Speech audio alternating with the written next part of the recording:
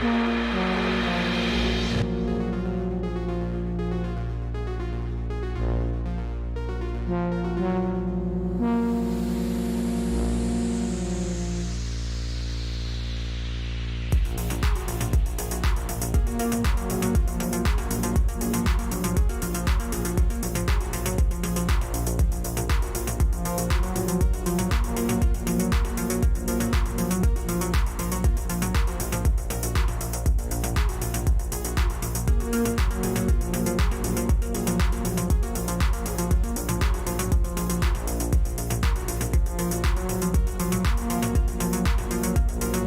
fellow Americans,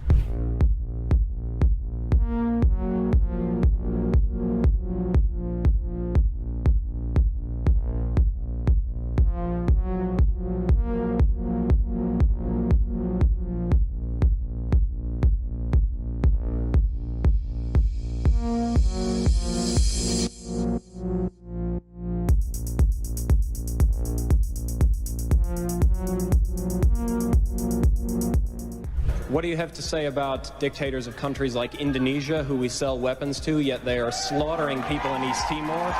What do you have to say about Israel, who is slaughtering Palestinians, who impose martial law? What do you have to say about that? Those are our allies. Why do we sell weapons to these countries? Why do we support them? Why do we bomb Iraq when it commits similar problems?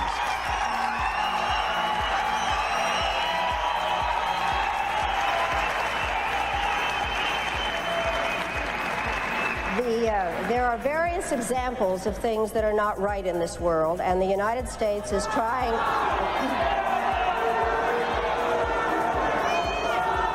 I really am surprised that people feel that it is necessary to defend the rights of Saddam Hussein, when what we ought to be thinking about is how to make sure that he does not use weapons of mass destruction. I'd like to... Who are shouting, just a moment. I'm not defending them in the least. What I am saying is that there needs to be consistent application of U.S. foreign policy. We cannot support people who are committing the same violations because they are political allies. That is not acceptable. We cannot violate UN resolutions when it is convenient to us. You're not answering my question, Madam Albright.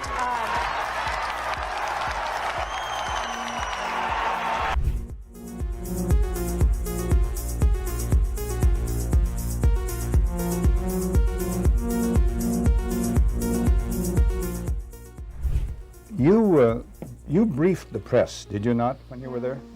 Well, I had several jobs. One of my jobs was that of analyst. I also was an interrogator and indeed briefed the press when we, the CIA, wanted to circulate disinformation on a particular issue. Disinformation is not necessarily a lie. It may be a half-truth. And we would pick out a journalist. I would go do the briefing and hope that he would put the information in print. What was your percentage of success? We were pretty successful in planting information of a rather rarefied nature. For instance, if we wanted to get across to the American public that the North Vietnamese were building up their force structure in South Vietnam, I would go to a journalist and advise him that in the past 6 months, X number of North Vietnamese forces had come down the Ho Chi Minh Trail system through southern Laos. Now, there is no way a journalist can check that information. That's data derived from radio intercepts, spy in the sky photography. So either he goes with the information or he doesn't, and ordinarily or usually the journalist would go with it because it looked like some kind of exclusive. Go after these gentlemen. I would be directed to cultivate them, to spend time with them at the Caravel Hotel or the Continental Hotel, to socialize with them, and slowly but surely to try to gain their confidence by dolloping out valid information which was true. And then I would drop into a conversation the data that we wanted to get across, which might not be true. One piece of data, for instance, that we managed to plant in the New Yorker magazine had to do with a supposed North Vietnamese effort in 1973 to develop airfields along the border of South Vietnam. The reason we wanted to plant this information was that we were trying to persuade the U.S. Congress that Saigon should continue to get a great deal of aid, and that the North Vietnamese were the chief violators of the ceasefire accord. That was printed in the New Yorker magazine under the byline of Robert Chaplin, as indeed was a great deal of such information which we tried to circulate. Frank, a two-part question. What were the objectives of or what was the objective of the CIA? What about the moral implications of what you were doing in feeding this information? Did the objective override the moral implications, moral problems? Well, the objective of the agency in general is to generate intelligence and get it back to Washington, to get at the truth and make sure the policymakers understand it. When you plant disinformation, you are diverging from that objective, and I think probably in retrospect it was very counterproductive. I am, as an ex-CIA agent, opposed to the disinformation activities in which I was involved. I admit that I was involved, and I think it served no useful purpose. Propagandizing the American public or Congress is not the CIA's job. As to the morality of what the CIA was doing or that particular activity, the war was a very relative thing. It was a relativist environment, and morality seldom came into play when you were operating in the field. In my estimation, a CIA man should be amoral. That may sound pretty shocking to somebody, but what if my morality were that of a Nazi or agent, if you will? You wouldn't want me to be your intelligence officer. Keep the morals out of intelligence. Keep the truth in, and stay away from disinformation.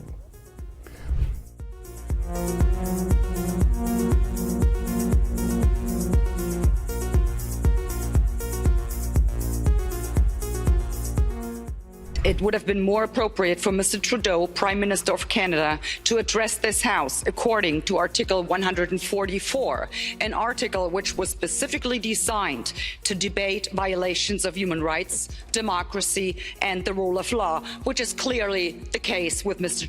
Trudeau. Then again, a Prime Minister who openly admires the Chinese basic dictatorship, who tramples on fundamental rights by persecuting and criminalizing his own citizens as terrorists just because they dared to stand up to his perverted concept of democracy, should not be allowed to speak in this House at all. Mr. Trudeau, you are a disgrace for any democracy. Please spare us your presence. Thank you. And it might sound radical, colleagues, but the answer to war is not more war, it's peace. And peace isn't delivered by the barrel of a gun.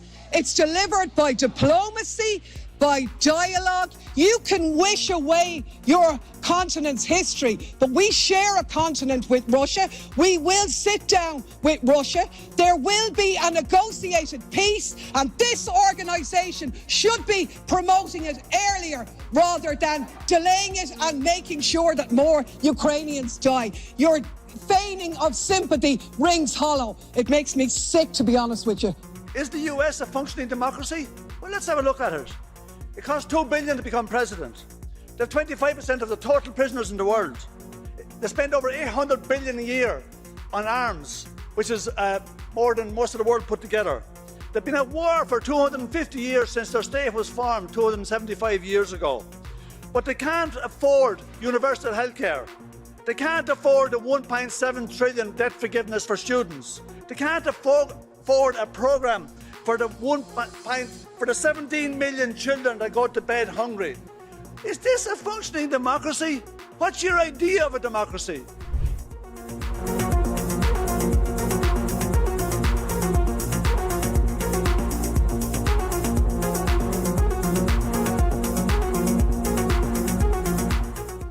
We become involved when disinformation poses a threat to the security of our country. It is when there's a connectivity to a threat to our country. It could be a threat, a connectivity to violence. And what this working group does, is precisely what I would think you would want it to do, which is to take a look at the work, the disinformation work that our department has done and ask the following questions. Do we have policies? Do we have guardrails? Do we have standards? But here's the problem. Ensure, We can't even agree. We can't even agree what disinformation is. You can't even agree that it was disinformation, that the Russians fed information to the Steele dossier. If you can't agree to that, how are we ever going to come to an agreement on what is disinformation so you can police it on social media? Senator, I have 2 points, if I may finish.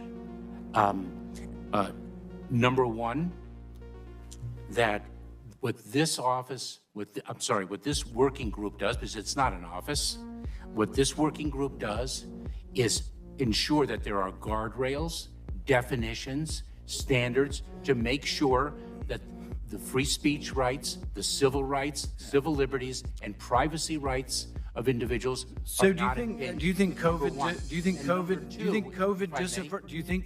disinformation threatens our national security? And number two, if I may, Senator, and number two, is it your proposition that when the cartels spread disinformation with respect to our immigration policies to try to lure vulnerable migrants to our border illegally? I think you've got no idea what disinformation is, and I don't think the government's capable of it. Do you know who the greatest propagator of disinformation in the history of the world is?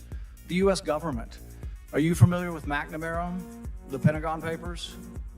Are you familiar with George W. Bush and the weapons of mass destruction? Are you familiar with Iran-Contra? I mean, think of all the debates and disputes we've had over the last 50 years in our country. We work them out by debating them. We don't work them out by the government being the arbiter. I don't want you guardrails. I want you to have nothing to do with speech.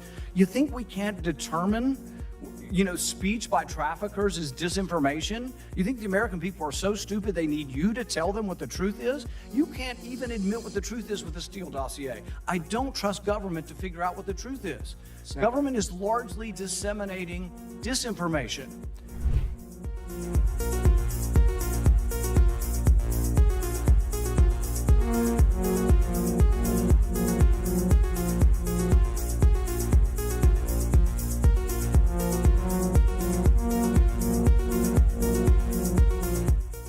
You would know this as a bit of an aside, but in terms of how you think about problem sets, when I was a cadet, what's the cadet motto at West Point? You will not lie, cheat, or steal, or tolerate those who do. I was the CIA director. We lied, we cheated, we stole. It was like we had entire training courses. We had a good discussion on ensuring global energy security and adequate oil supplies to support global economic growth, and that will begin shortly. I'm doing all I can to increase the supply for the United States of America, which I expect to happen. The Saudis share that urgency, and based on our discussions today, I expect we'll see further steps in the coming weeks. Are you worried about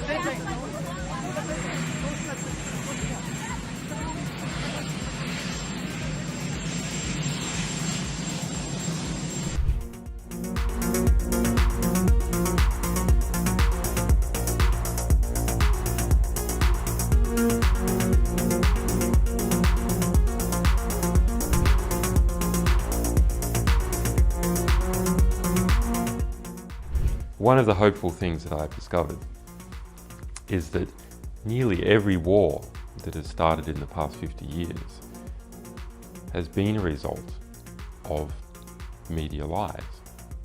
The media could have stopped it if they had searched deep enough. If they hadn't reprinted government propaganda, they could have stopped it. But what does that mean? Well, that means basically populations don't like wars. And populations have to be fooled into wars. Populations don't willingly and with open eyes go into a war. So if we have a good media environment, then we will also have a peaceful environment. You killed a million people in Iraq. That is a separate... You killed a million people in Iraq.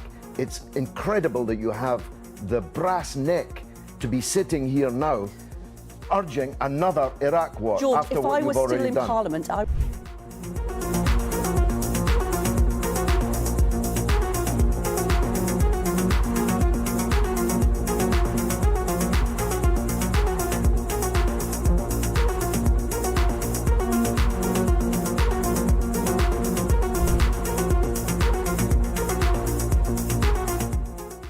I can no longer remain in today's Democratic Party that's under the complete control of an elitist cabal of warmongers who are driven by cowardly wokeness, who divide us by racializing every issue and stoking anti-white racism, who actively work to undermine our God-given freedoms that are enshrined in our Constitution, who are hostile to people of faith and spirituality, who demonize the police but protect criminals at the expense of law-abiding Americans, who believe in open borders, who weaponize the national security state to go after their political opponents, and above all, who are dragging us ever closer to nuclear war.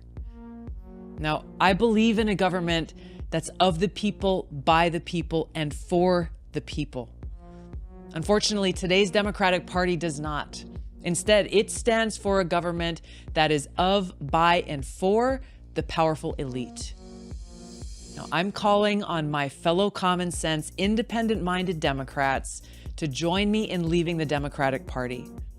If you can no longer stomach the direction that the so-called woke Democratic Party ideologues are taking our country, then I invite you to join me.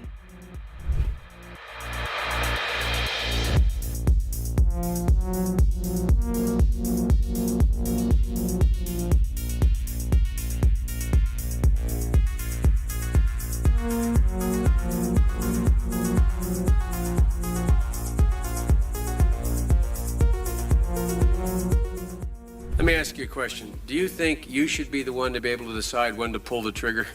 No, sir. Isn't that what this is about? If you adopt the position that any time you are denied, your particular, there's 4 groups out there, and inspectors, you're the group you headed, anytime you are denied, that ipso facto requires the United States and the Security Council to act on what they said they would do, which is to use whatever means necessary to take on Saddam Hussein so you can get into that particular facility. Is that not correct? Is that not your position? Mr. Senator, I have a job to do, or I had a job to do, and that was to disarm Iraq in accordance with the provisions of relevant resolutions. With all due respect, I'm not trying to be confrontational. I'm trying to get this as clear as I can. I really mean this now. You have an absolute logic. You put together a very tight syllogism here. You have indicated that your job is to disarm. The only way you can disarm is to have access. The only way you can have access is either with permission on the part of Iraq, or if denied, forced access, right?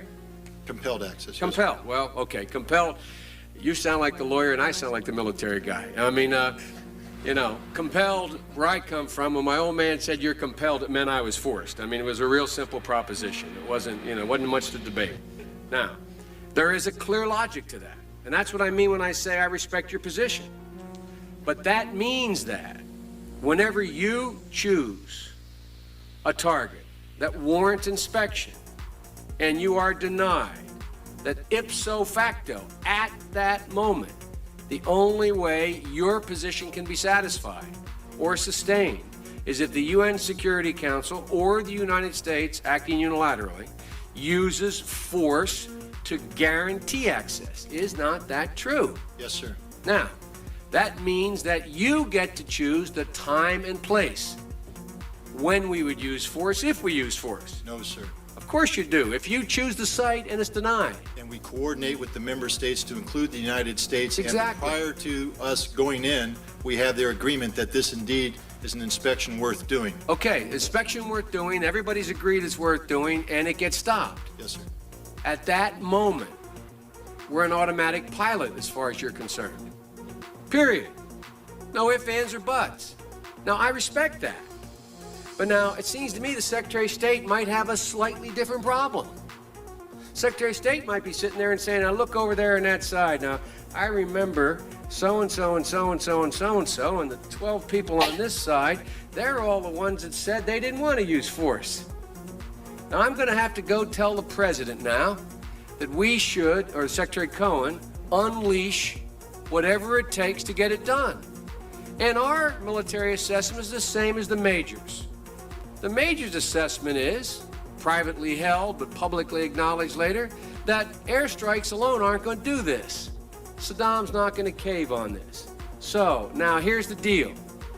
I recommended the president have at it and let the chips fall where they may. A reasonable position for the Secretary of Defense, the Secretary of State to take. But I respectfully suggest, Major, I respectfully suggest they have a responsibility slightly above your pay grade. Slightly above your pay grade. To decide whether or not to take the nation to war alone. Or to take the nation to war partway. Or to take the nation to war halfway. That's a real tough decision. That's why they get paid the big bucks. That's why they get the limos and you don't. I mean this sincerely. I'm not trying to be flip. Because I think, and that's why I said at the outset, the reason why I'm glad you did what you did, we should come to our milk. We should make a decision. But in terms of whether the Secretary of State has no more to consider than you do as the arms inspector. You didn't get in, didn't get my job done, get me in. Period. You made the deal, right? That's the deal. A deal's a deal. Get me in. Scott Ritter, I'm ready to go. It's not how it works. Now, maybe it should work that way.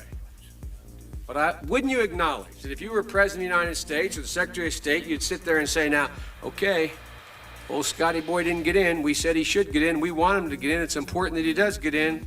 They're not going to let him in, so what are we going to do now? We know that France and Russia aren't going to be with us. We're quite confident China's not. We've already run those traps. They're not there. We're not sure where the United States Senate is, but have at it, boys. Go get them. And by the way, Scott and the boys say air power's not enough. I think it's a legitimate debate, Scott, Major. I think it's a legitimate debate. But I don't think we should be putting it in the context of you have somebody up there at state saying, look, how can we weasel out of this agreement? We want to let this guy out there hanging. We're not this. It's a very practical political decision. Same kind of decision General Powell made. Same kind of decision President Bush made. Every president, every Secretary of State has to do it. Like I said, they get paid more than you. Their job's a hell of a lot more complicated than yours. They may have made the wrong decision, and you brought it to light. We should address it. We should say straight up where we are, and we should do it. And for that, I thank you. But it's above your pay grade.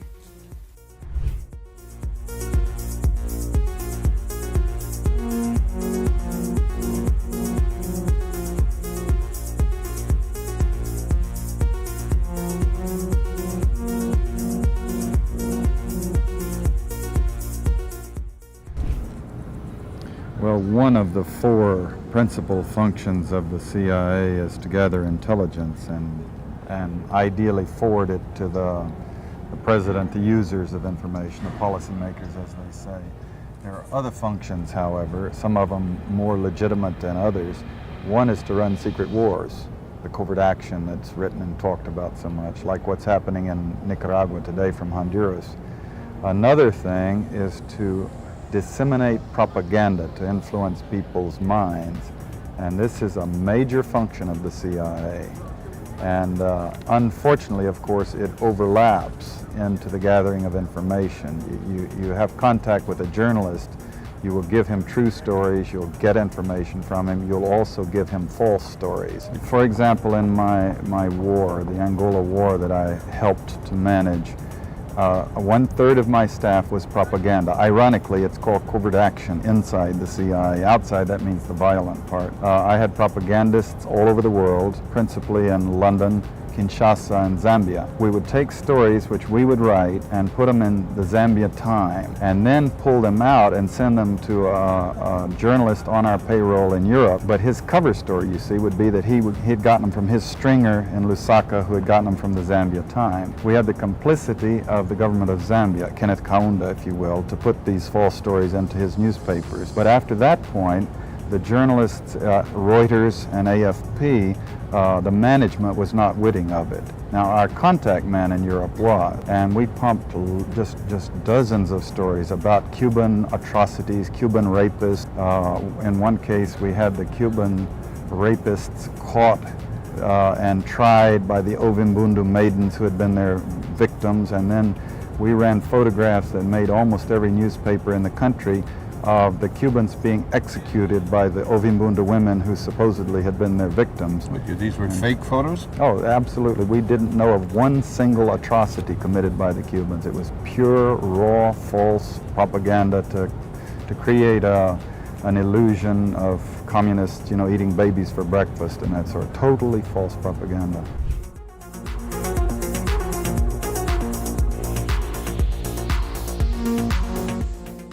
The only reason that I'm allowed to ask you this question is because today the federal court ruled that the government doesn't have the right to determine who is or is not a journalist. This is the second election in a row that the court had to overturn your government. Do you still insist on being able to make that decision, and why?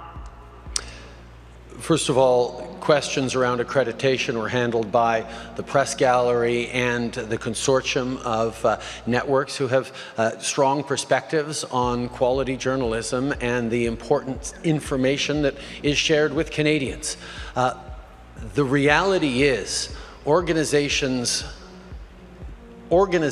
like yours that continue to spread misinformation and disinformation on the science around vaccines, around how we're going to actually get through this pandemic and be there for each other and keep our kids safe, is part of why we're seeing such unfortunate anger and lack of understanding of basic science. And quite frankly, I won't call it a media organization, your group of individuals need to take accountability for some of the polarization that we're seeing in this country. And I think Canadians are cluing into the fact that there is a really important decision we take about the kind of country we want to see. And I salute all extraordinary, hardworking journalists that put science and facts at the heart of what they do and ask me tough questions every day,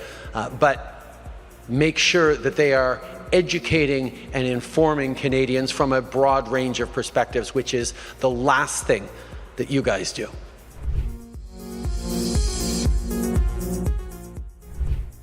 Whatever our hopes may be for the future, for reducing this threat or living with it, there is no escaping either the gravity or the totality of its challenge to our survival and to our security. A challenge that confronts us in unaccustomed ways in every sphere of human activity. This deadly challenge imposes upon our society two requirements of direct concern, both to the press and to the President. Two requirements that may seem almost contradictory in tone, but which must be reconciled and fulfilled if we are to meet this national peril. I refer first to the need for far greater public information, and second, to the need for far greater official secrecy. The very word secrecy is repugnant in a free and open society, and we are, as a people, inherently and historically opposed to secret societies, to secret oaths, and to secret proceedings. We decided long ago that the dangers of excessive and unwarranted concealment of pertinent facts far outweighed the dangers which are cited to justify it. Even today, there is little value in opposing the threat of a closed society by imitating its arbitrary restrictions. Even today, there is little value in ensuring the survival of our nation if our traditions do not survive with it. And there is very grave danger that an announced need for increased security will be seized upon by those anxious to expand its meaning to the very limits of official censorship and concealment. That I do not intend to permit to the extent that it's in my control. And no official of my administration, whether his rank is high or low, civilian or military, should interpret my words here tonight as an excuse to censor the news, to stifle dissent, to cover up our mistakes, or to withhold from the press and the public the facts they deserve to know.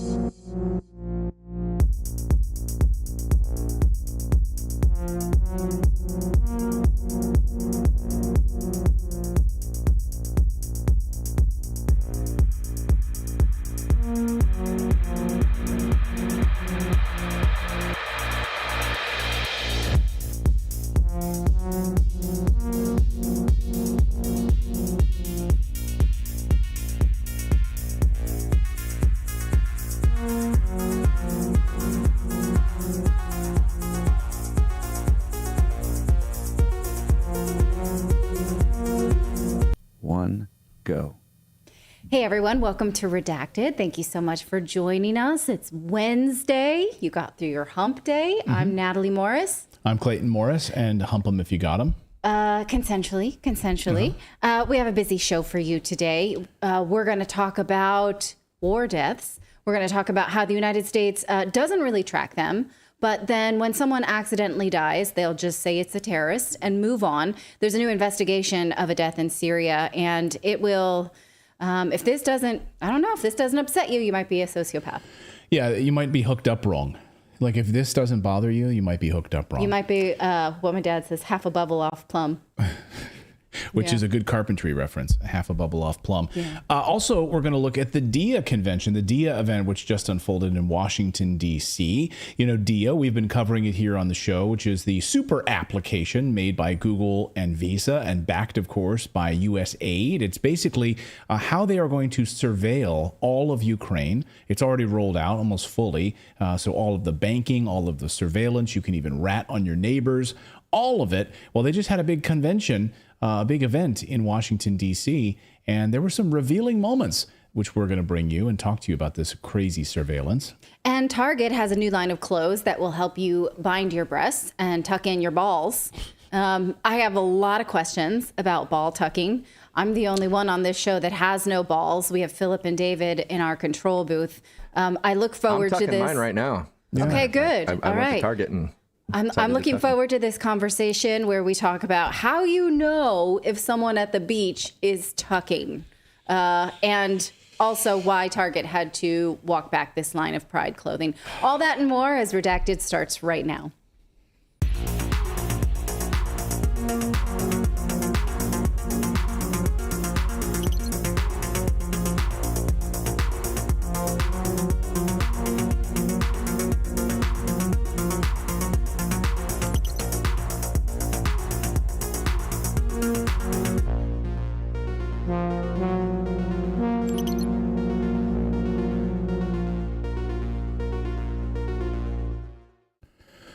Welcome, everyone. What are you looking at my eyes for? Are you okay? Clayton has such red eyes from the allergies right now. And I don't really have the allergy problem, but then I just took some eye drops before the show. oh my God, they're going to be able to see that. So we might as well mention it because people be like, are you high? I've never done a drug in my life, but tonight maybe I'll start. No, it was allergies. So I did some drops because they were like, I'm like on this. fire. They're like on fire. I'm sure. What's wrong with you? How many of you guys are dealing with crazy allergies? Count backwards right from 10. Yeah. Can you walk in a straight line and count? How many of you guys are dealing with crazy allergies right now? It's Put your glasses on, honey, and then that will make it better. I guess. That will start to block out some of the pollen. Yeah, I don't know. Anyway, we've got a busy show for you on this Wednesday. Thank you guys so much. We didn't mention Dan Cohen, our redacted correspondent. We sent him to Colombia, the country of Colombia. He's going to be filing a number Speaking of someone who has balls that that guy goes and hangs out with just some dangerous untucked people balls on that guy. Yeah. So he's going to be joining us from Colombia with an update and going to be filing a number of stories down there as that country descends into ruins. So we will be checking in with Dan a little bit later in the show. But we do have a daily newsletter, and it is the best newsletter in the world. I hear from people all the time. They stop me on the street. I'll just be walking down the street with a dog, and people, they don't even know me. They're just whistling, and they're talking about the Redacted morning newsletter. And I'm like, wow, you don't even know that I'm one of the people responsible for the Redacted newsletter. It's so great that you're a fan of it. It's totally free, and it kind of informs your morning. It's something you can download, get on in your inbox first thing when you wake up in the morning. You can read it in about 5 or 10 minutes, and we cover about 5 or 6 of the big stories of the day, a couple of things you might have missed while you're sleeping. We try to add a little bit of humor to it, give you some market updates. Natalie and I spend about 2.5 hours, I would say, or maybe 3 hours every morning writing it, putting it together. So it's a lot of work. But then hopefully by the time you wake up on the East Coast in the United States, it's about 6:30, about 7 a.m. Eastern time. It'll be in your inbox. So it's totally free to sign up. It's a way for us to stay connected to you. So just go to redacted.inc. That's the website, not .com, and put in your email address. Sign up, and you'll receive it tomorrow morning. So you'll get the Thursday morning edition. But you have to verify your email. That's very, very important. We'll send you a welcome email. Just go to your spam folder, look for it. It'll come from me, Clayton at redacted.inc. So just verify that, put us in your VIP, and then tomorrow morning you will get the newsletter. All right, let's get to the news because we've got a lot of it. All right. Well, the United States is walking back a drone strike in Syria. This is the man that they say was killed, or they don't say. Let me start that again. This is the man that the U.S. government killed with so-called precision strikes in Syria, precision drone strikes. This is Lofiti Hassan Misto. His age is reported inconsistently. He was somewhere between the ages of 56 and 60.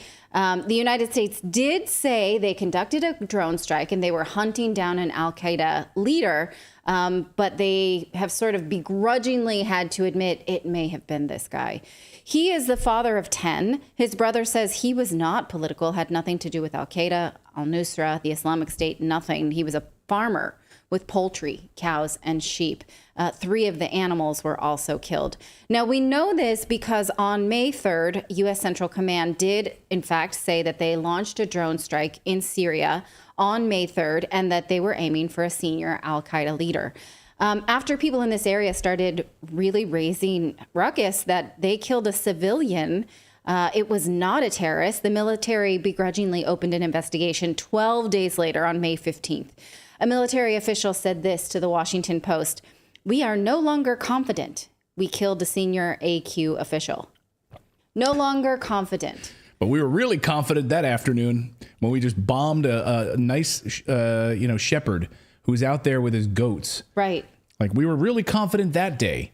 There's one guy in a field with his goats, and we killed him. We were confident. Now, another person spoke to the Washington Post and said, though we believe the strike did not kill the original target, we believe the person to be al-Qaeda. Like, probably they were a terrorist. They were in Syria. To be clear, he's a retired father of 10 who is a bricklayer, a retired bricklayer. He was a bricklayer. Now he was just a farmer. He was retired from that. Retired from bricklaying, now a farmer. No, he was, and his family described him as not a lot of money, just trying to provide for his family. And America killed him. Yes. Because that's what we do. Now, It's interesting, this quote here. I want to just highlight that this senior military official said he wasn't the original target, but we believe he was al-Qaeda anyway. Well, I want to talk a little bit about that and how the United States quantifies civilian casualties as they were terrorists anyway. There actually is protocol for that. This is a good example of the term precision strike or unilateral strikes. Those are misleading terms. They're marketing terms to make it seem like death can be done with a scalpel, that you can go in a region with bombs and just kind of precisely only kill what you want to kill and otherwise leave the landscape untouched. Targeting can only be as good as your intel, and a bird's eye view doesn't tell you if you're hitting a school or, a civilian or a goat herder.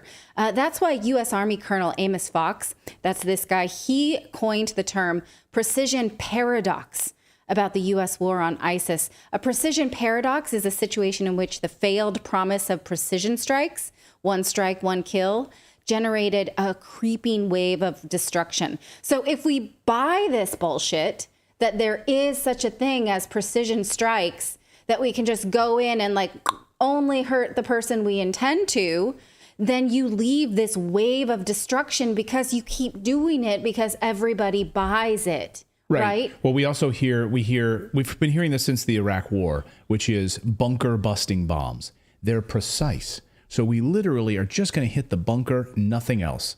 That's America, where we can hit bunkers with our bunker-busting bombs. And CNN would parrot this garbage on a regular basis that, look, these are so precise that civilians don't even get hit in it. We simply take out the al-Qaeda target, or we simply take out the terrorist. Yes. Well, and I just want to point out, we do that, but it's like we've seen with Russia that they do precision strikes. Like when they struck and I'm not condoning what Russia's doing or war or anything like that, but I'm saying it is possible to have precise strikes because the power plant that they hit, they didn't hit the turbines or whatever. They just hit the part that wouldn't make it, so that took 30 years to fix. You know what I mean? So it is possible, but with our intel, it's so flawed that we just hit whatever. Well, I think there's a difference between precision strike of a person and precision strike of infrastructure.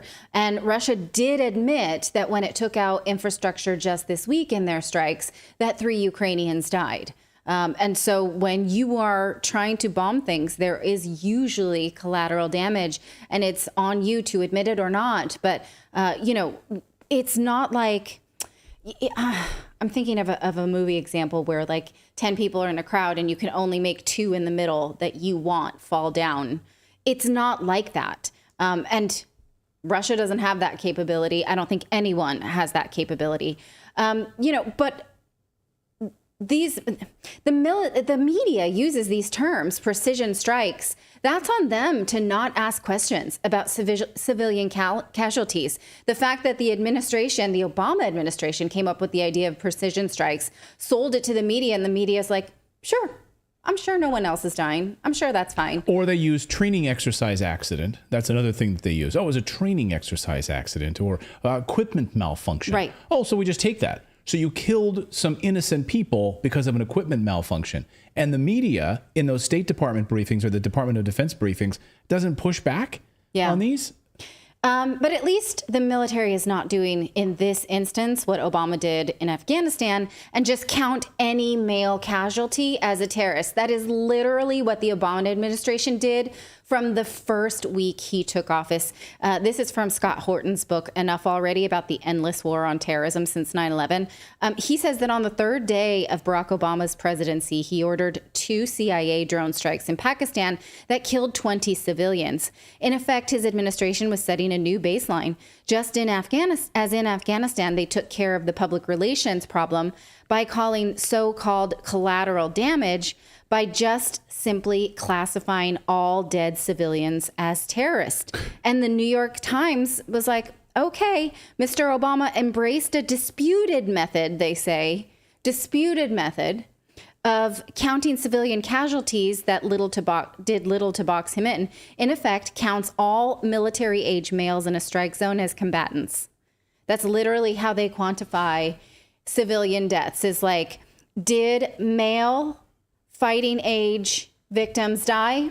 Probably they were terrorists. Count them as terrorists, not civilians. And they get away with it because who's there to stop them? Well, just remember Madeleine Albright, of course, famously telling us when asked about all the children that we killed, that America killed, what do you feel about that? She said, well, it was collateral damage. It was,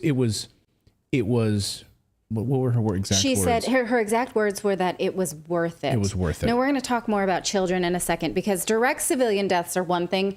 And I mean, this is a crappy silver lining, but the silver lining here is the United States was like, oh, yeah, okay, we'll look into it. Not, he was, terrorist anyway. One person, well, you have two quotes. One person was like, that may not have been a terrorist. And the other one's like, probably he was Al-Qaeda anyway. Just because he was there. But, and then I don't know if it was 60, fighting age. The man was 60. In Ukraine right now it is. Sure. But at least we get an investigation at this point. They're not automatically saying probably it was terrorist. He was brown. It's just, fine. But direct civilian deaths are one thing, and it's awful. But the nonstop war on terror has an even bigger death toll. This comes from a new report out of Brown University's Watson Institute for Foreign Policy. It says that more than 4.5 million people have been killed since the war on terror began since 9/11. And they took on the daunting task of calculating both direct and indirect deaths from wars in Afghanistan, Pakistan, Iraq, Syria, and Yemen, missing Somalia, and Sudan. Most of these deaths were indirect, meaning they came from the post 9/11 wars. By indirect, here's what we mean. Destruction of economies, public services, and the environment. Direct deaths grow in scale. Indirect deaths just continue to grow over time. That means that these regions will continue to suffer long after the United States withdrawals and Western media attention is looking towards these things. Now, take a look at how they sort of quantify these indirect deaths. Again, it's economic collapse and food security. So, people still have to live in these regions. And most of us think, well, I don't think this, but I think the sort of general sentiment is that was probably a crap hole anyway. It's probably about the same. It's not. It's not at all, especially when you look at how Libya was before U.S. invasion, Aleppo. These are people who are used to being able to get antibiotics for their children, and then all of a sudden they can't, right? This is something that continues. Of these 4.5 million deaths, they say that 3.7 of them are from indirect causes. And Western countries make it even worse with their sanctions of mass destruction, which prevent economies from recovering in any meaningful way. Check out this chart. Now, I downloaded this report and the title went kind of wacky. So I'm sorry that text looks weird, but it's child malnutrition by war zone by country. Now, the dark red that you're seeing here is children that are wasting. That means they have a life-threatening condition that results from them simply just not getting enough food. Can you imagine a child wasting like composted banana? Now, there's another condition called stunting, which means they have chronic undernutrition in utero and early childhood, and they never reach their full potential of height or cognitive potential. Now, look at these huge numbers of children that are either wasting or stunting that has been left. These numbers were not like that prior to U.S. invasion. The report also finds that over 7.6 million children under 5 are just suffering from this malnutrition. That's the awful. Cumulative children. It's not like they didn't get a second helping or they don't like what food is putting in front of them. They literally have nothing. There's an awful story about this woman whose baby was, I can't remember if it was wasting or stunting, but, started to get some disease and, started like anybody, something that most of us are like, oh, can we treat that with antibiotic? Like my daughter had scarlet fever a couple weeks ago. And I'm like, well, I can get antibiotics and she'll be better tomorrow. Think of if you're in that situation and you can't, your child is already immunocompromised because they're starving. And then that baby dies because you can't find help in time. Story after story after story like that. And, this next chart kind of lays out how these long-term, medium-term effects just affect people who live in this region. It's not like, oh, okay, war's over, things can go back to the way they were.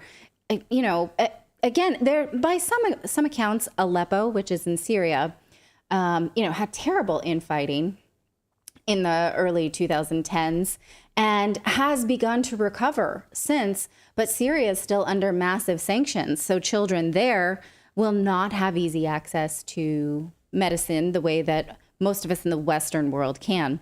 The report says that we need to call on our governments, including that of the United States, to alleviate the suffering.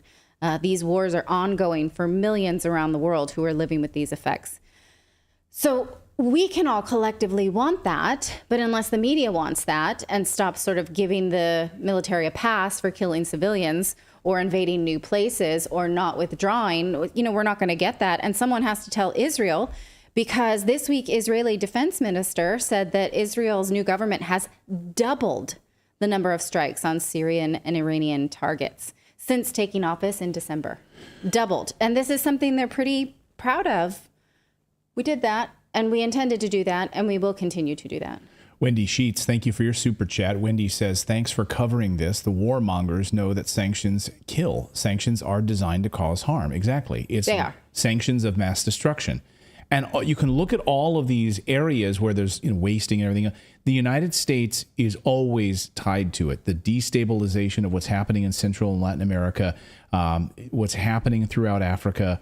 And we told you, of course, that the sanctions against Russia would adversely affect those poor nations first, right? So those poor nations are feeling the brunt of the malnutrition. Just look what unfolded in Sri Lanka. Look what's unfolding in African countries. Look what's happening in Colombia right now. Look what's happening in Argentina and Honduras and Nicaragua and all of these countries that the United States looks to destabilize so that we can take control of them. Why do we have 453 now? Am I wrong on that number? 453 or is it 7? Yeah, I just get my military bases wrong. The United States has, is it 453 or is it 753? I can't believe that I have to think about 300 it's more different. Than 400. I think then it might be 750. It was 750. Yeah. It was 7, or is it? Yeah. Anyway, ridiculous number of military bases around the world. And we just added, 3 more in the Philippines. So we can now extend our proxy war reach even further into the Pacific. Yeah, I just picked up a book called Cobalt Red, and it's about how the United States and Europe worked to destabilize the Congo so that they could continue to basically plunder there. And there are unimaginable riches in Congo, cobalt, and I can't remember the other one now. And people are making millions, billions on it. All the tech companies say, oh, no, we only sustainably source cobalt. It's a lie because they are working through middlemen. They know every single device that you're using, the manufacturers, and Clayton's going to get mad and be like, no, Apple doesn't do it, because Clayton hates to hear about Apple doing bad things. I crap on them for all these minerals. I've talked about it here on the show. It's going to make you uncomfortable. It's not making me uncomfortable. But every single device that you are using to watch this show or send a text or communicate has most likely its battery run on cobalt from Congo that was literally taken by child slaves. Congo, had a leader in, I think, the late 70s or the early 80s that had intended for Congo's minerals and resources to be used to enrich the people who lived there. And the West destabilized that government and got rid of that person. So now we can plunder all we want there and have our nice electronics from slave labor of cobalt. Well, and also remember that there's quite a bit of cobalt in Ukraine, which is very interesting, why there's so much investment interest from the likes of BlackRock and others. But in Congo, it's very specific. Almost 70% of electronics run on cobalt from Congo. Yeah, absolutely. And because of sort of the way the plate tectonics had run and the way that the sea had come into these areas. Anyway, I'll finish the book, and I'm sure I'm going to drone on about this further. And I would like to have the author of this book on the show if we can. So before we end this segment, go ahead. Well, I just wanted to point out, Clayton, it's 750 overseas bases roughly in more than 80 countries. Something that makes me curious is I would like to know what resources are in those 80 countries as to why we have, what interest do we have in those countries to have those bases there? Right. Well, this it is probably has minerals and things. Well, this is exactly why we've been covering the Haiti story so closely, because it's the destabilization of Haiti in order to put our own military there, in order to basically rape the countryside of their minerals. That's exactly what we want to do in Haiti. And so just wherever these military bases pop up, it's usually resources or a strategic launch pad for us to do further, further intimidation. Now, what is this comment? If the USA wasn't doing it, it would be another country. Who said that in the Truth chat? hurts in the chat. Do you see other countries doing it? A lot of countries are not doing that, plundering other places and destabilizing each other. So I don't know if that argument fits, that like there's always got to be a bad guy. If the U.S. wasn't doing it, someone else would. So what you're saying is that as a pessimistic. So what you're saying is it's okay that the U.S. is doing it because someone else might do it or worse. Right. I mean, literally, and this is not any support of it, but you can literally hear what Vladimir Putin's speech was yesterday. And he sent this to the Latin American Council meeting. They were having their big summit. And he specifically said, we want to have stability and peace and for countries to stay out of other countries' sovereignty. And he spoke about a different type of unipolar order that is not based on this kind of multipolar. You talk about a multipolar order where all of these countries. So, but you're absolutely right. I mean, throughout history, of course, we had the Portuguese, which were the warmongering nation. That we had the Mongols, which actually, the Mongols took more territory than the Romans in like 25 years. Right. So then you have the Romans, and then you have the Roman Empire. So are you saying that because the United States is doing it, that's a good thing? Like that's the lesser of some kind of evil? Oh, we're the new Mongols. Okay. The problem with that thinking is, we are them. So it's like, no, the BRICS nations are forming and these other countries are forming to stop us from doing it. That's what always happens. When that happens, the world comes together and tries to stop it. I mean, that person is basically saying, if a bunch of kids had food that didn't have food, I'm going to steal it before somebody else steals. I'm going to steal it and eat it before somebody else does. It makes no sense. Yeah. All right. Well, I would prefer, if by that argument you're like, someone's going to do it. Okay, let's leave that as a valid point. I would prefer my tax dollars not be involved in it. I don't want to be involved in it. So, at the very least, we can all hope that we are not actively involved in killing brown children and letting them waste away. I like what Hector's House in our chat says. Hector's House says the BBC didn't cover Putin's speech. Oh, that's so weird. So strange. I love that. And somebody else said, hey, where was Redacted? Why didn't you guys cover, where were you guys when Gaddafi was killed? Meaning, like, why didn't we cover it? I think Jacqueline wrote that. Why didn't we cover when Gaddafi was killed? We didn't have a show. Yeah, well, he was killed in 2011, Jacqueline, just to be clear. And our show started about 2020, 2021. So about 11 years before we had a show. So we would have covered it, how the U.S. meddling in Libya. We actually have covered it since then.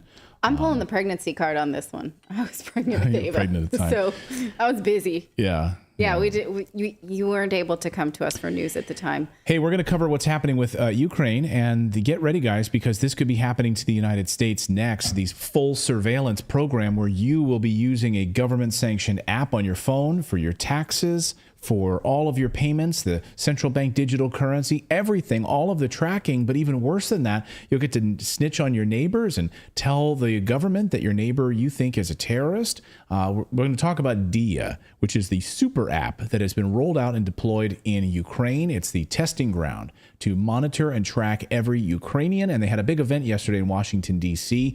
And Max Blumenthal from the Gray Zone happened to bust it down and went in there. And we're going to show you some of that. Max is going to join us tomorrow here on Redacted to dive deeper into this story. But we're going to go through it in just a moment.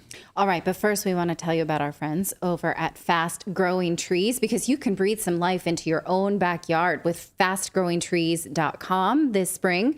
From shade to fresh fruit to privacy, or just become the jealous lawn, the lawn that everybody else can be jealous of your beautiful trees. Let fastgrowingtrees.com help you plant your dream garden with their expert advice and fast, reliable shipping. They will give you advice on what works best in your area and how to care for it so that you don't have to put a lot into picking a tree that doesn't work in your region.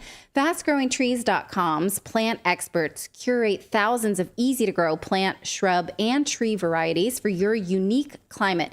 Meyer lemons to evergreens and everything in between.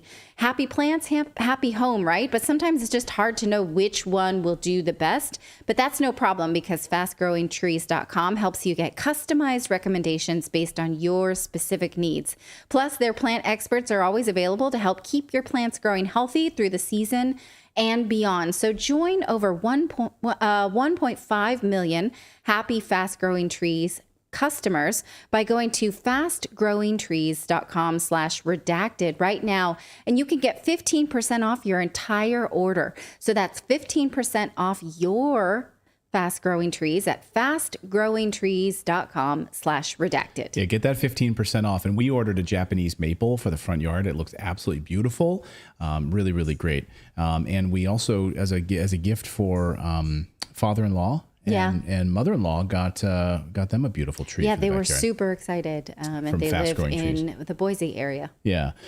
All right. I love some comments here in the chat. Let me on Rumble. I love what someone said. Solar Power Gaming says, why didn't you guys cover the Revolutionary War?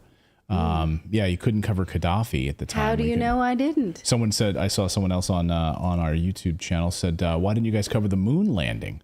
Why didn't you guys cover the moon landing? We could have. We actually did talk about that. We did talk about the moon landing just recently. Check out our full moon landing story, but we weren't there in 1969 to cover that. Unfortunately, we weren't born yet. Aaron Howell.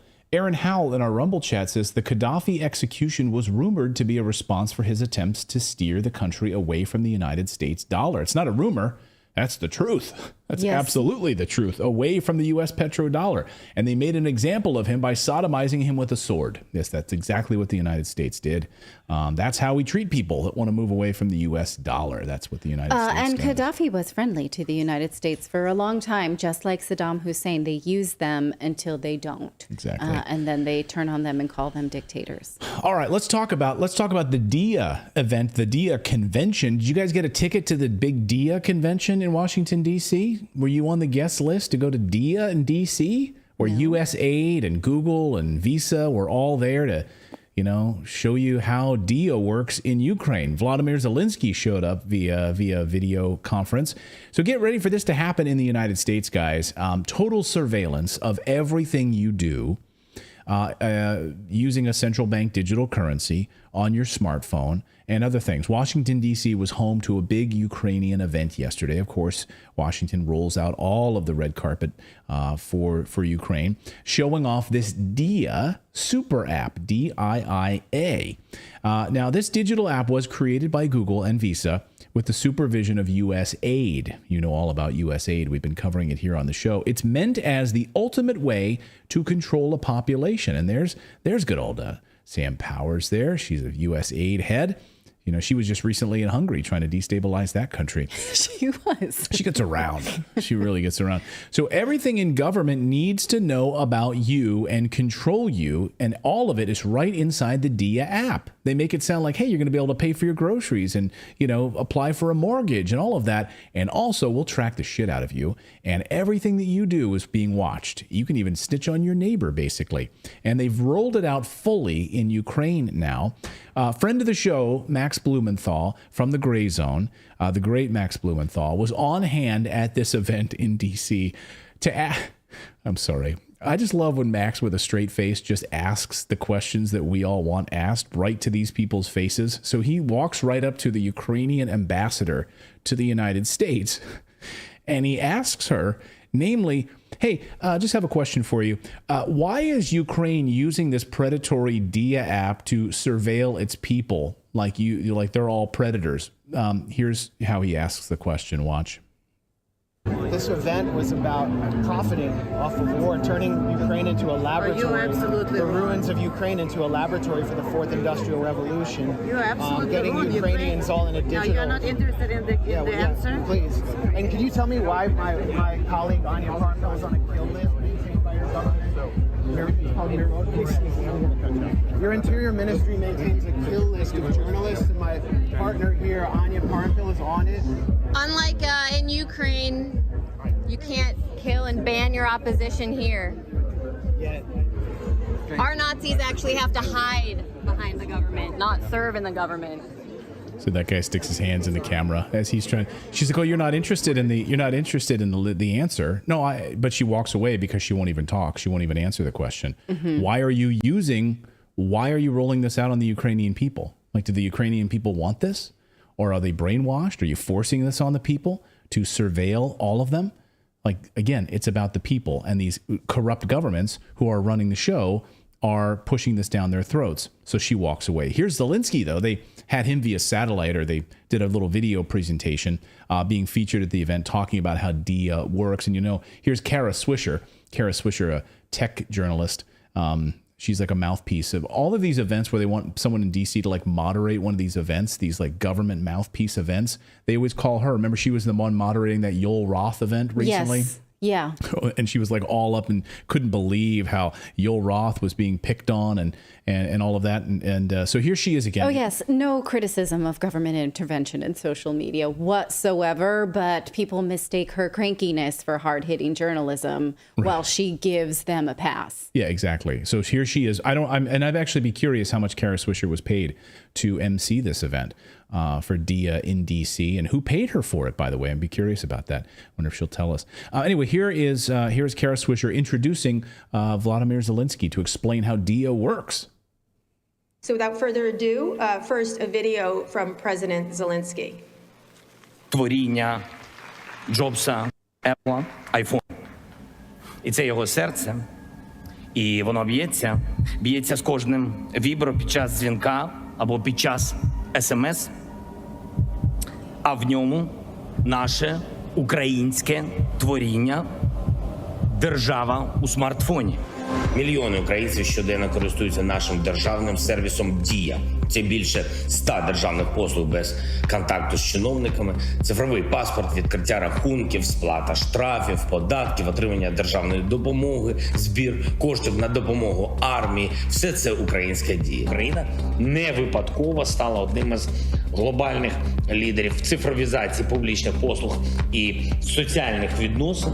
Це прямий наслідок того, на що ми здатні, сміливість і освіта, здатність боротися за свої інтереси і знайти найзручніший шлях. А шлях, щоб реалізувати інтереси, це те, що дозволяє нам перемагати. Росія намагалась зруйнувати нашу цифрову стійкість, але ми не дали цього зробити. Український цифровий потенціал вистояв, він дуже міцний. Ми побудували кібероборону країни. Ми продовжуємо розвивати державний сервіс «Дія». DIA. Ukraine is, of course, the most corrupt country in Europe. That's no secret, and nothing has changed since The Guardian ran this headline about Ukraine. Welcome to Ukraine, the most corrupt nation in Europe. And again, nothing has changed there. The only thing that has changed is the new enormous money laundering scheme that the United States has cooked up that uses to funnel billions of dollars to Ukraine, which then, of course, washes back to Washington, D.C. We all remember FTX, right? Then weapons contractors are enriched. Big houses are all being built all around D.C. Cranes are going up all over the place because all of these people are being enriched off of the war in Ukraine, and also using Ukraine as a petri dish for this digital transformation. So, Zelensky gets up there and says, "We're the first." Yeah, why are you the first? Because literally the West has made you the first. They control everything you do. You're a NATO petri dish. Why are there 46 biolabs in Ukraine? Because it's not like we like the scenery in Ukraine. They are using Ukraine. They are using Ukraine to the last Ukrainian. That's exactly what they're doing. And these politicians get rich, and these weapons contractors make billions of dollars. U.S. aides Samantha Power was on stage. Oh, I love this. This is an amazing moment. Wake up grandma and tell her to come to your computer screen right now, or your television screen, and watch this. This is an amazing admission. This piece of video is amazing, from Samantha Power on stage admitting that this money laundering scheme actually works. And sending $15 billion to Ukraine wouldn't have happened because they're a corrupt country if it weren't for the DIA app. Watch this. One of the things that Congress has given U.S. aid since this full-scale invasion began is an unprecedented amount of money in direct budget support, which sounds kind of obvious. Of course, we would do that. We want to stand with Ukraine, but it's totally unprecedented, this kind of scale of investment. And we're talking along the lines of about $15 billion in a sense, cash to the Ukrainian government, which was famously corrupt, in past years and still has work, as you noted, to do on corruption today. I don't know if we could have gotten that money out of Congress if not for DIA. Because what DIA allows us to do is that direct budget support goes, yes, to the Ukrainian government, but then it goes to pay teachers, to pay healthcare workers, to pay first responders. And there's a digital trail. It's not, some official deciding this or that. It actually is going directly into the bank accounts in a manner that it would have been untraceable in a prior regime. Yeah. So they're corrupt. And whoever was like nodding along, like, oh, they were corrupt, they still are. Makes sense. So get this, right? What she just admitted there, they are the most corrupt country in Europe. They're still corrupt. And yet, under normal circumstances, Congress would not have allowed this money to go to these people in government, cash to the government. Like it would not have been approved, she says, if it weren't for this app, this money laundering scheme that we've cooked up. That's how we've been able to get money. And think about the argument is, of course, in the United States that $20 billion would literally lift the United States out of poverty. 20 billion. Think about that for a second. We've already spent upwards of 150 billion in Ukraine, and she's admitting that 15 billion was sent directly to teachers, public workers, etc., right inside of Ukraine. Does America have an education problem? Are American teachers actually paid well? Do we have trash piling up on cities across the United States? I saw a walk down San Francisco today by a person who lives in San Francisco, and he posted a video just walking home, his normal path home, just piles of garbage everywhere because they just don't have the people to pick it up. So we can send $15 billion to Ukraine. Well, I think that's overly simplistic description of the problems in San Francisco. Well, but it's just one example, is my point, anecdotally. But do we have potholes everywhere? Do we have the public works that aren't being taken care of in the United States? Sure. Do we have crumbling bridges? Just drive across the South Street Bridge in Philadelphia. But Samantha Powers is not someone who cares about actually directing resources where they're needed. She is the one who is the mastermind around convincing Obama to go into Libya and start a war there. Yes. She was behind it because of sort of her personal vendetta about the 2016 election the election with Hillary Clinton. And she's used to cooking up these stories in order to create foreign conflicts. So what's also amazing, though, is how this app actually works. What the DIA app not only does, it will do everything. What it does is everything inside the app. And as Max Blumenthal points out, that the USAID-sponsored Visa and Google-assisted DIA app not only forces Ukrainians into a digital ID panopticon, it encourages them to snitch on fellow citizens, reporting them as Russian collaborators so they can be arrested and disappeared. So a panopticon... It's Foucault's. Right. So we talked about this last week on the show, actually. Dan and I did in a segment where the idea is just picture like a circular prison, right? Where all of the prisoners are on the outside of the prison, like in the outer circle of it. And there's a guard tower in the center. And you have no interaction with the other prisoners, but the guard tower, you're under constant surveillance. You're being constantly watched. And it's maddening, right? It's like, I had a professor in college describe it as Rear Window, the Alfred Hitchcock movie where, you're being watched and there is a vantage point that can see all apartments, all units, but you can't see your captor or you can't see your observer. But you are in this state of constant surveillance. Panopticon. Yeah. And he says it encourages them to snitch on fellow citizens, reporting them as Russian collaborators so they can be arrested and disappeared. And they explain it in a video during this event. And they playing it like, hey, this is a great thing. You can snitch on your neighbors. Watch this. War bonds aimed at rebuilding the liberated and soon-to-be deoccupied Ukrainian cities. State mortgage. Military, medics, teachers, and scientists can apply for the state mortgage right in the app. E-Enemy, a chatbot that helps any citizen safely transfer info about the location of Russian troops, names of collaborators, and enemy movements to the armed forces. Numerous attacks of Russian army destroyed a number of TV towers. To provide Ukrainians with uninterrupted access to information, we launched DIA Radio and DIA TV, so that even under blackouts, millions could feel present. And added the in-app Army of Drones game to help Ukrainians both distract and donate to the common purpose. Has the enemy launched cyber attacks on Ukraine? Of course they have, and they failed. Even when the world is falling apart, our main task is to protect the people. Together, we can build a stronger one. DIA. Yeah, Roger in the chat says this is like 1984. It is. And you think, oh, we even added a drones war game.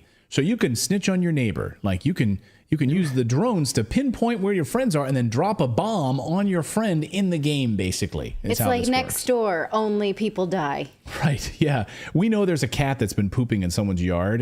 We want to report this. We want to make it. Please send a drone over to whoever's not picking up their dog poop. In Ukraine, according to this app, can you make that person disappear? Can you send the security services to have that person disappear, or just send one of those drones? I'm playing, and it almost reminds me of like Ender's Game. By the way, if you've never read Ender's Game, one of the great science fiction books of all time, but one of the conceits of the idea is that these kids are playing this video game, right? And they're so good and they're training, and they think they're just playing a game. And little do they know they're being used in actual warfare. It's like the guys that sit in those trailers back in Oklahoma City and actually fly drones around the world. They can do it from there just with a little remote contrral. It's the same thing. You just have, it's unbelievable. So Max Blumenthal's, go ahead. I just want to say really quick. Remember when that New York video about the nuclear fallout where they're like, hey, you're going to go in this area and then you're going to get on social media and stuff. That's exactly what they're saying. Like, if there's something destructive, that we're going to be there for you with our propaganda, with the news on the TV, news on the radio, like, and that was in New York. So it's like they're like trying to already get us thinking about, oh, how convenient that would be. Yeah, and as you had just texted too, USAID is now working with the Ukrainian government to look at other developing countries in Africa, of course, as we've been covering here on the show, and Dan Cohen has been reporting for us. And others, this is just the testing ground, guys. Like this is the first rollout of this app, and they're going to be rolling it out as digital infrastructure into other countries under the guise of like cybersecurity protection. Brought to you by Google, Visa, and USAID. So we have our hands in all of it. We have our hands in every level of it. So we'll be able to guide and watch everything. I can't believe what I'm seeing. It's like, this is a movie, right? This can't be real. Yeah. And all of those people are in there like, we're doing this. We're applauding. Yeah, let's applaud. Good. Yeah, it's like I'm drones. for it. It's like Washington, D.C. drones, because they're all being enriched. Everyone in that room is like making money off of this whole program here. I'm watching this and I'm like, what if I were invited to that? What if I were sitting there? What would I do? Like, would I be one of those people who just stands up and like, this is crazy, we're all gonna die? Or would I just walk out? Or would I, Would you get up with soup and pour it on someone's head? I wouldn't do that. But I don't know. This kind of stuff makes me want to wear a sandwich board. No, I mean, what you wouldn't do is exactly what Max Blumenthal did, which is try to get some answers from these a-holes. And tomorrow we will have Max. Max is going to be here on the show. We're going to deep dive this DIA stuff. It's like inconvenience has become the new boogeyman. Yeah. Yeah. They want to sell convenience, and that's the protection. Like we've got the Space Force now. They've got all these little boogeymen that they can sell to people for just on convenience. Yeah. Let us know in the chat, what would you do if you were sitting in that room? If you were like, what? How did I get here? What am I going to do? Yeah, it's crazy. Let us know in the chat. Yeah. All right, we've got more news to get to here. We're going to talk about Target. Oh, move over Bud Light. Target decides to sell breast binding clothing to young kids. So you can get your daughters, get them started early in abusing their bodies with these, I don't know, their Pride collection clothes. We've got a lot to say about what Target is doing. And so does the internet, by the way. So we're going to tell you about Target. We're also going to be joined by Dan Cohen, who is in Colombia, covering a number of stories for us here on Redacted. So we'll bring you that update as all of the cocaine that flows out of Colombia into the United States from these poor farmers who have been just crushed under inflation and sanctions, Western sanctions, and what is actually happening there is it's absolutely devastating. So we'll bring you that story coming up. Yes, but first, do you want to talk about Aura or do you want to talk about Target? Let's talk about Aura. So you can find anything. Anyone can find anything on the internet, including your full legal name, your personal email, all of that stuff, all of your stuff about your relatives and all of that. And, you know, if you do a search for things like that, you're going to be shocked at what you find of your own personal information that's out there, you know, bank account information, stuff that's on the dark web. That's why I'm excited to tell you about today's sponsor, our friends at Aura. Aura will identify data brokers that are exposing your information and automatically submit opt-out requests on your behalf. They'll even opt you out of junk mail and telemarketing lists. And you can use our link today, which is aura.com/redacted, to try it for 2 weeks just to see how many data brokers are sharing your information. You're going to be blown away within those 2 weeks as to how much stuff is out there. We'll also have the link in our description, or you can scan that QR code that's right on the screen right now. So, you know, we're talking about this DIA thing where they're like watching and, you know, all of that. And here's an opportunity for you to like protect yourself. Use that QR code right on your screen to launch it. You know, it's amazing. We had our Facebook account hacked about 2 years ago, and it was like wound up. I don't know, somebody in like Vietnam had taken over the account, and took us months to deal with getting it back. And then we found that some of our stuff was on the dark web. It was crazy. It's crazy. And Aura, what's amazing is it'll send you alerts. So it sends you alerts and it lets you know when this stuff is found, and you're able to go in and get rid of it. They also have a VPN, a password manager, real-time credit and identity theft monitoring, internet parental controls that protects your devices from malware. So go to aura.com/redacted to start your free trial. And we'll also have a link to it in the description below. You can also use that QR code on your screen, aura.com/redacted. All right. Well, Target is removing from its stores some of their Pride merchandise after backlash on social media that had tuck-friendly bathing suits and products that offered light binding. So what we're talking about is binding up your boobies. You like this gesture, like it you would otherwise not know. Yeah. And tucking in your balls. I don't know how to say that nicely. Remember your testicles. Yes. Tuck in your testicles and bind your breasts. Like Target. So someone, just to be clear, someone at Target was like, okay, you know, sales or what they are, whatever. We're having a board meeting. We're deciding what we want to do in the next quarter to boost sales. Let's create a Pride section where we sell breast binding garments for little girls so they can't develop properly, therefore mutilating their bodies. Who's in favor of this? And the rest of the board decides to do that? There are partnerships that Target has been working on, and I'm going to show you that. And they say that these body manipulation gear were not marketed to children. They only came in adult sizes, but they were for young teens. And there is still plenty of Pride gear that beyond this, like body bondage gear that was sold for Pride Month. And of course, June is coming, and we have seen in recent years that corporate America sort of ratchets up their virtue signaling around June Pride Month.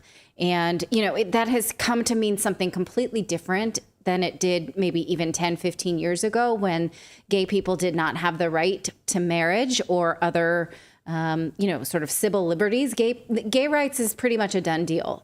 Now, Pride Month is usually trans rights activists month. It's not just about being gay any longer. And a lot of this stuff is about being queer. And some of the sweatshirts had even said, like, end transphobia, not trans people, right? It's you, it's not us, that kind of thing. I'm going to show it to you.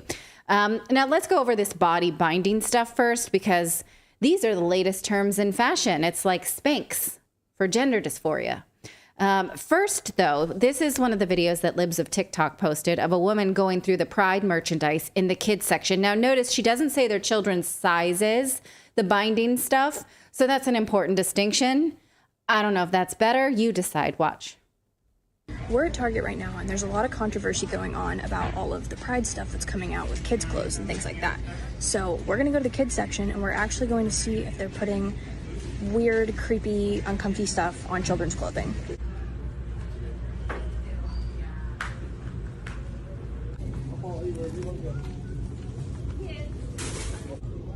Okay, this is the child section. This is literally the kids section. I'm next to a literal onesie that says whatever the hell that means. We have glad you came out, and I'm so happy that you're queer in the kids section. Are you kidding me?